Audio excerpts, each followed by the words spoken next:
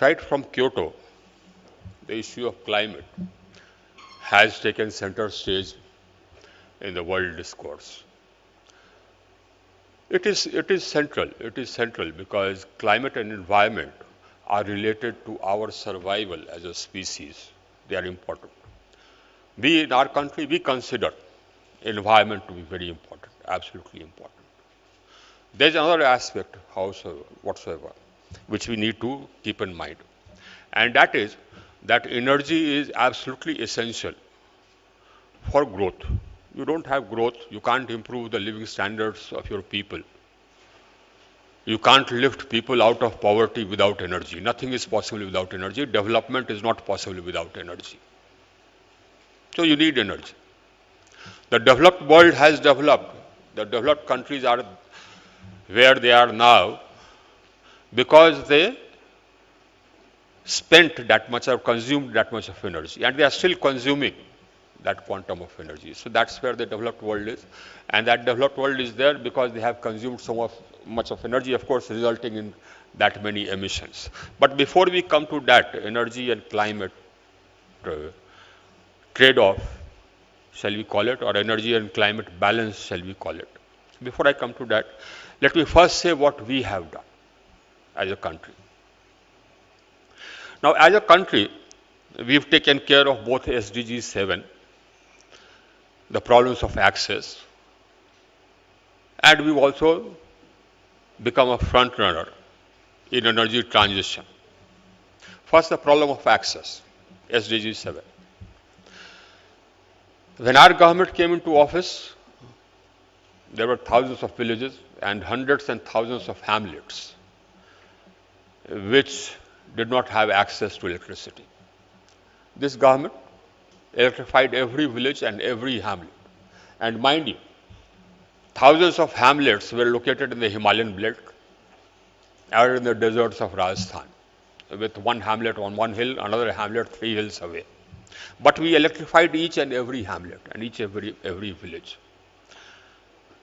And we did it in less than 1,000 days. We did it in about 980 days. The International Energy Agency called it, when we completed this in 2018, the International Energy Agency called it the best news in the field of power and energy for that year, 2018.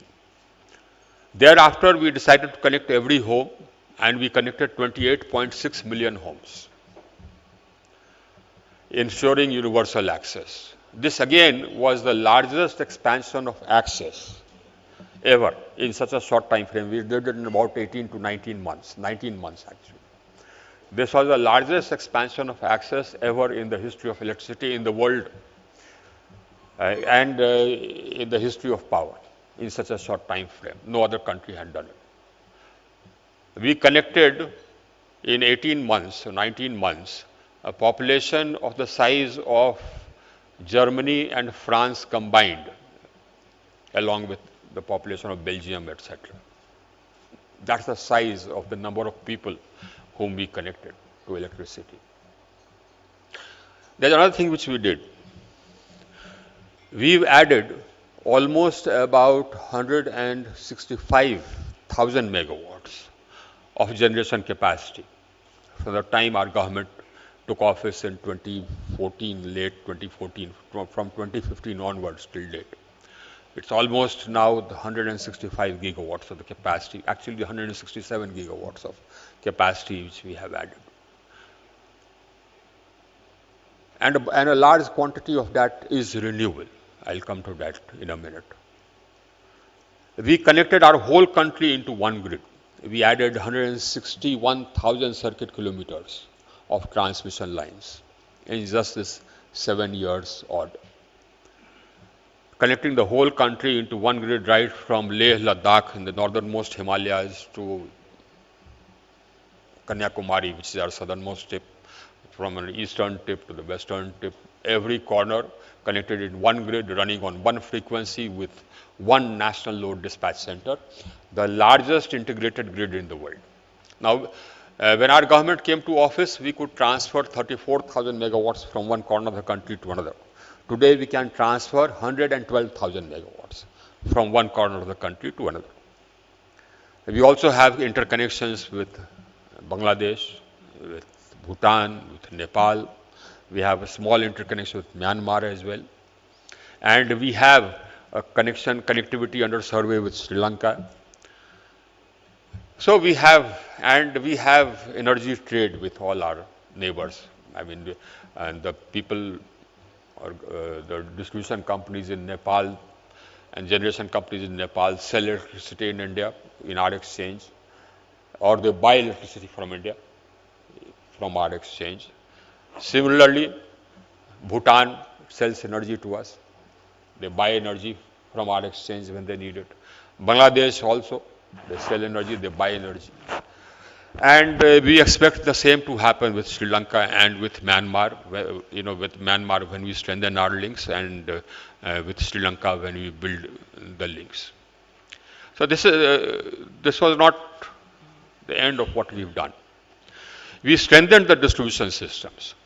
We spent about 2,000 crores in just about 5 years. Constructed about 2,900 new substations. Upgraded about 3,950 older substations.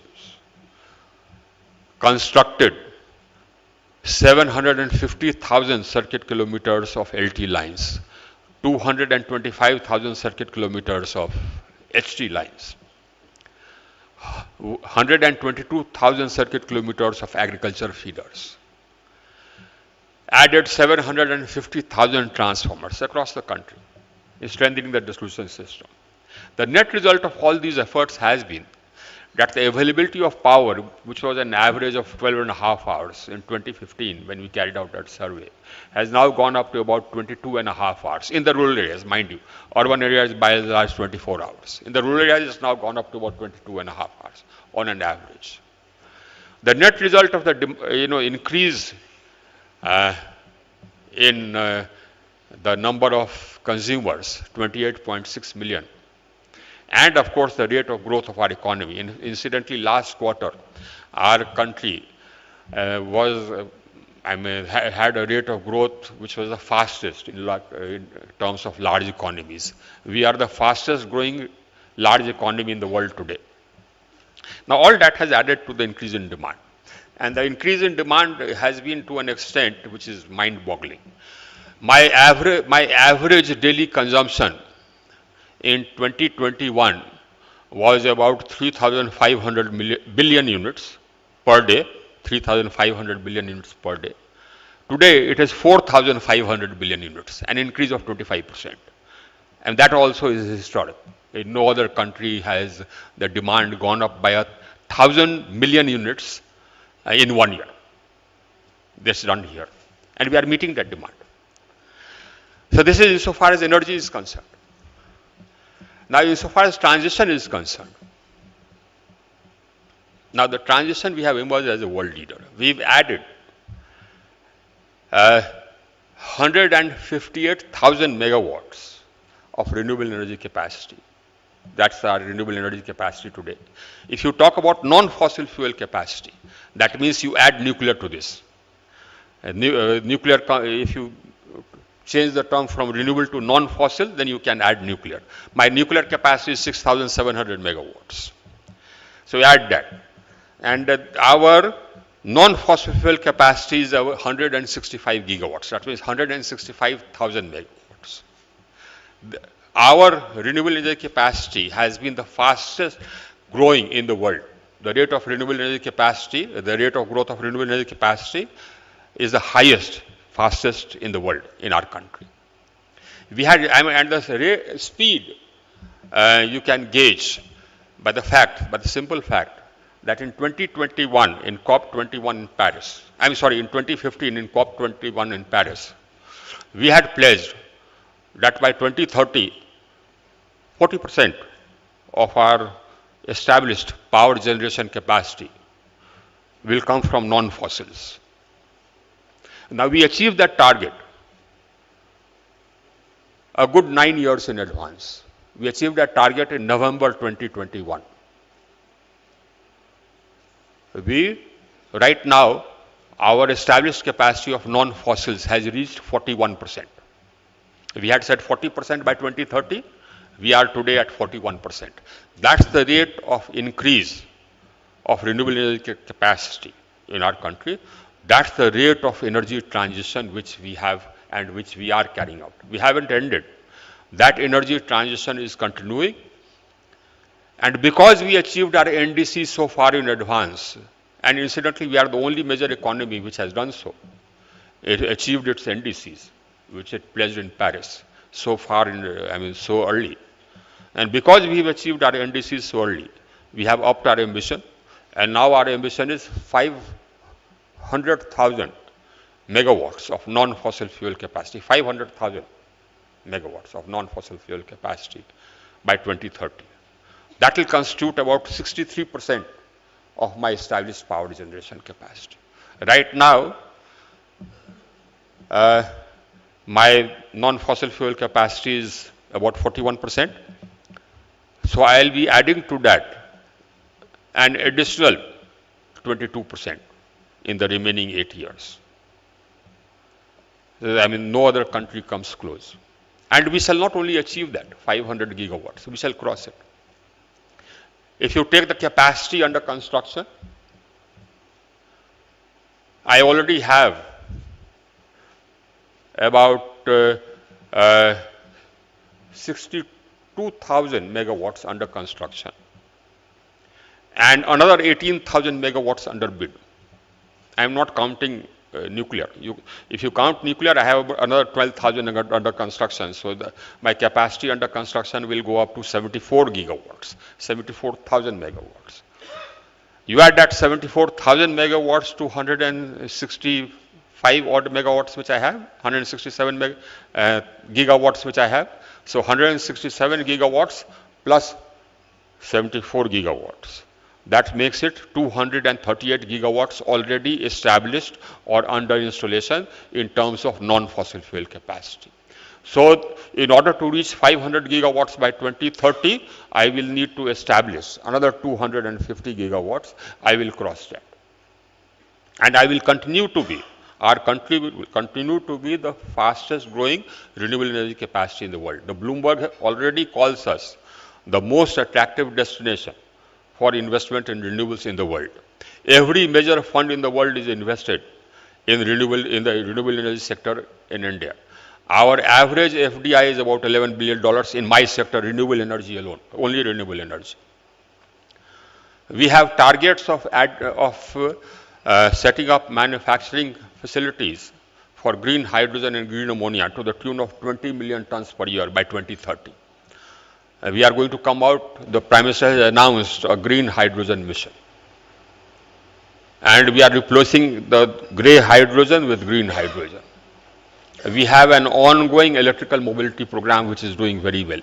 If you go across different parts of Delhi, you will come across vehicles, cars with green number plates. Now they are fully electric, totally green, and the numbers are increasing. Most of our new scooter sales, etc., are electric. So the energy transition is happening at a good pace for us. This was not the only NDC which we have achieved. There is another NDC which we are already very close to achieving. And the measurements are in process. When the measurement comes, I am confident that it will tell us that we have achieved it. That second NDC is, we had pledged that by 2030, the emissions intensity of our economy will be reduced, or we shall reduce the emissions intensity of our economy by 33 to 35% by 2030. When we measured this in 2018, we had already achieved a reduction of 28%. Today, I think we are near about 31%. So there also we upped our ambition in Glasgow. We increased our target from 33% to 45% by 2030. So we shall reduce the emissions intensity of our economy by 45% by 2030. All these steps, and I'll tell you how we have done it, just a few indicators. We have the largest program for conversion to LED in the world. All our lighting we are converting to LED. All our street lights we are converting to LED. Now that has resulted in a reduction of CO2 emissions by 112 million tons per annum. Just the LED program alone. We have a program for increasing the efficiency and reducing the emissions in industry called Perform, Achieve, Trade. We set targets for reduction in energy intensity and emissions intensity. If they overachieve their target, if they underachieve their targets, there are penalties. If they overachieve their targets, they get energy saving certificates which they can sell. And the industries which have not managed to achieve their targets, they will need to either buy the e-certs, we call it, or they'll have to pay a penalty. Now that has resulted in a reduction of CO2 emissions by 103 million tons of CO2 per annum. We have a program for efficiency in appliances, the star labeling program, where we rate appliances from 5-star to 1-star. And 1-star gets phased out every 2 years, and 2-star becomes 1-star. Now that has resulted in a reduction of CO2 emissions by about 50 million tons per annum. This is how we have brought about a reduction in our emissions intensity. So we shall more than achieve the reduction in emissions intensity of 45%. Now, and all this why? All this because our government led by Prime Minister Modi believes in the environment. We are not doing it because our emissions are high, no. Our per capita emissions are 1/3 of the world average, mind you, world average. The average per capita emissions of the developed world is 3 times the world average. There are some countries whose per capita emissions are 4 times, 5 times the world average. I won't name those countries. But if you take all the developed world together, their per capita emissions are 3 times the world average. Our per capita emissions, India's per capita emissions are 1/3 of the world average. So if you compare us against the developed world, our per capita emissions are 1/9 of the per capita emissions of the developed world. Despite all this, we have emerged as a leader in energy transition, and we aim to keep it that way. We are the only major economy and the only G20 country whose energy transition actions are consonant with a sub 2 degree rise in global temperature. So therefore, we've done the access and we've more than done what was expected to us in energy transition. We are emerged as a leader. We shall continue to be a leader, and we shall emerge as a global supplier of green hydrogen and green ammonia. That's the further stage of energy transition. So that is India. That is India. But we have questions. I mean, we are more than doing our bit. But we have questions insofar as the climate dialogue is concerned. You see, as I said, I mean, India has earned the right to speak because we've done it. But as I said, energy is central to development. And the developing countries need to consume energy and spend energy in order to improve the living standards of their people. That's how the developed world has done it. And the energy which the developed world has consumed has been all fossil. The net result is that if you are talking about limiting the global rise in temperature to 1.5 degrees, then 85% of the available carbon space has already been occupied by the developed world, leaving only 15% for the developing countries. And the rate at which, if the present rate of emissions continue, per capita emissions continue, the remaining 15% will get exhausted by 2035. And most of it will be occupied again by the developed world, leaving no space at all for the developing countries. That's what needs to be at the center of the dialogue. The available carbon space and the per capita emissions. The per capita emissions of the developed countries have to come down. The available carbon space which they have occupied, I mean, it makes a mockery of their targets for achieving net zero, because all the targets which have been announced, the dates are after the available carbon space for limiting the uh, growth in global temperature has been exhausted. So what is this dialogue which we are saying? That is my question. It's a question of equity. You have to give space to the developing countries to develop. They need to construct cement factories. They need to construct steel factories. All that will have emissions. Because green steel is just now only in an experimental stage. Green cement, we are trying. Green steel, we are trying. But it hasn't come as yet. Green propulsion, I mean electric, yes. But what about ships? What about aircraft? What about green aluminium? So development will need space, carbon space for the developing countries. And what that means is that the developed countries have to stop emitting or bring their emissions down to the present per capita, world average per capita. Even if they do that, it will be a great thing. And they'll need to reach net zero much faster than they have pledged. I don't know whether they'll be able to vacate the carbon space which they have occupied. You know, we've heard talk about carbon capture, but I haven't come across, I don't know, you can enlighten me, come across any commercial scale carbon capture in the developed world. I haven't come across that. So the equity problem remains, and that is at the center of the energy versus energy climate dialogue. And for us, countries in the developing world, we need to make sure that this is what is focused on. That's what we need to do. And now that is one aspect, that is equity. There's also the aspect of technology. You see, when I meet my interlocutors from the developed countries, I ask them that, okay, fine, you said we'll achieve net zero. Now tell me how. I want to learn. Tell me how. They don't have a roadmap. You see, you can't replace the entire fossil fuel from electricity or from the economy unless you have viable storage. Storage is expensive right now. Why is it expensive? Because the developed world did not take steps to add volumes in what storage is concerned. The largest storage is, I think, about 400 megawatts somewhere in California. That's the size of storage. They didn't take any steps at all. So right now the storage would be in the region of almost about 6 US dollar cents. 6 to 7 US dollar cents. That's the price per unit of storage per hour. Now you add storage to renewable energy, then it becomes uncompetitive. The cost of the product goes up.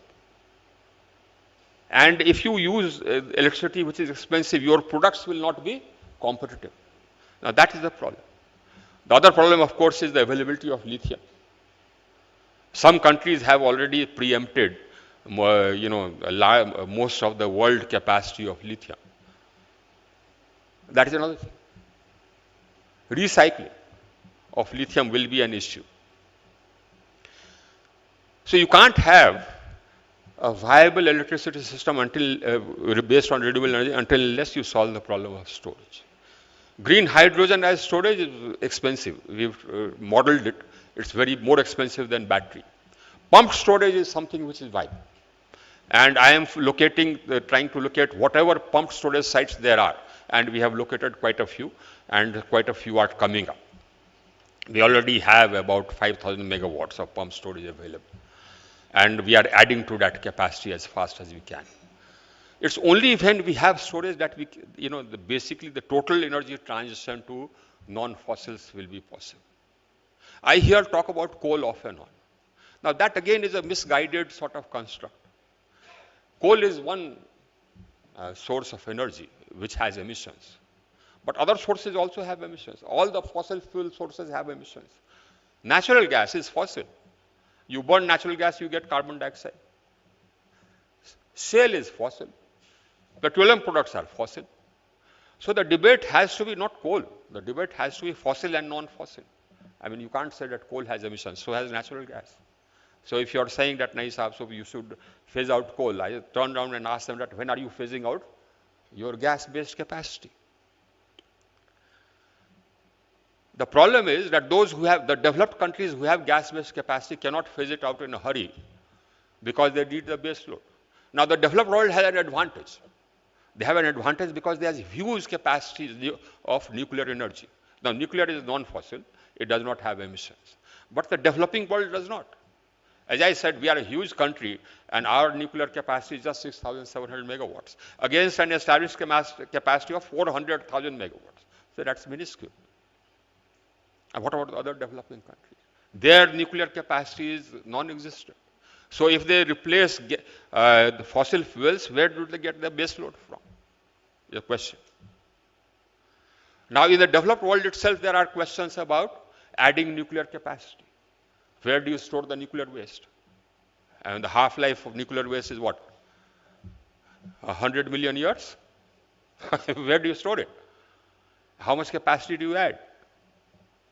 I mean, these are questions which need to be answered. So the technology of it, carbon capture, I told you.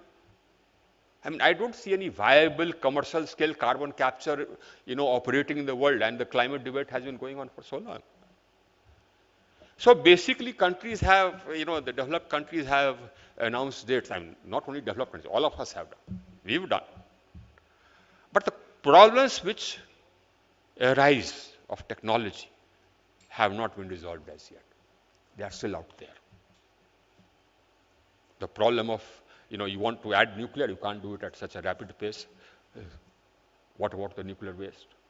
The problem of the cost of storage, the problem of availability of lithium, the problem of coming up with a chemistry which does not rely on lithium. Research is going on, but it hasn't yet sort of really thrown up a viable alternative so that you can switch to that. We are undertaking this transition because, as I said, our government believes in it. But if you ask me about the developing countries, I mean, these questions arise. And these are the questions which need to be put before the developed countries when they start talking about the climate. So my interlocutors from the developed countries have a difficult time talking to me because I put these questions to them and they don't have answers. But if you talk about climate energy, these are the questions to put. But one thing is certain. We've established capacity. We are also going to add storage. We'll give viability gap funding. So our volumes will continue. We can afford to do it. But what about the countries who are developing and who can't afford it? Let's talk about the countries in Africa. That's the problem which faces Mr. Mathur, who is the Director General of the International Solar Alliance. Those countries, they just don't have the money to afford, renewable energy with storage. They'll need finance. We don't. I mean, as I said, I hold a bid and, it's hotly competitive. I'm hotly sort of contested. All my bids are hotly contested. So investment is coming. But investments in those poor developing countries in Africa, where will they come from? That is the problem. You can't have, you see, this is one planet. And this one planet means that you can't have, a partial energy transition in one country and no energy transition in another. It's one boat. So basically, just like the world discovered when COVID came, that actually it's one planet. And so it won't help if you decide to, vaccinate your entire population, but you leave the rest of the world, as some countries did. And then the vaccine nationalism, it won't help. The COVID will hit you again. And that's true for the environment as well. So these are questions which I think, as a community of nations, we need to reflect on and we need to pose before them. And we need to do this clearly, bluntly, so that the discourse on climate and energy is a balanced and a fair discourse. And it's a realistic discourse. Not, as I say, a discourse which is not rooted in reality. I mean, these are questions which need answers. These are questions which need answers. So, we are in a happy place. We have been reaching out through the International Solar Alliance to all the countries and sharing our experiences because we have gained experiences, uh, achieving this universal access and energy transition. We shall continue to do so. We shall continue to work together with all our friends. Thank you.